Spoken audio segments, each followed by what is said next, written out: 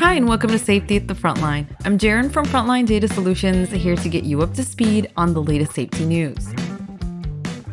As the World Cup craze is taking the world by storm, British broadcaster Piers Morgan asked Qatar's Secretary General of the Supreme Committee for Delivery and Legacy, Hassan El-Tawadi, about the number of migrant worker deaths from any construction related with the World Cup.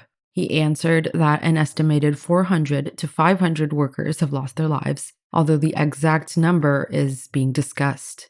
Apparently, there have been 3 work-related deaths and 37 non-work-related deaths for the stadiums and projects that they are personally responsible for. He also added that 1 death is a death too many and that every year the health and safety standards on the sites are showing improvement.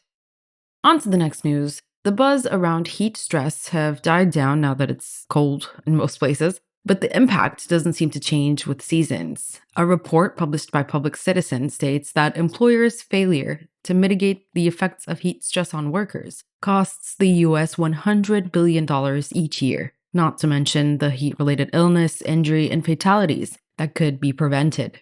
The report also found that physical and mental capacity of workers to function drops significantly as heat and humidity increase. Productivity of workers declines approximately 2.6 per degree Celsius above a wet bulb globe temperature of 75.2 Fahrenheit.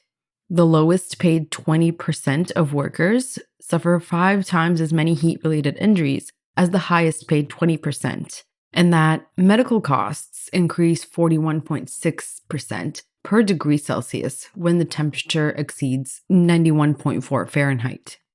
Last news of the week, the ASSP opened registration for a free virtual summit on diversity, equity, and inclusion in EHS.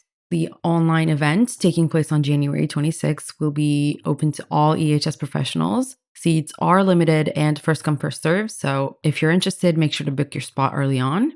And speaking of reserving spots, on December 8th, Thursday, we're going to host a webinar on incident management in the manufacturing industry with Safety Night's Brandon Rakowski. So if you want to know what could be standing in the way of successful incident management, head to our website or LinkedIn to register.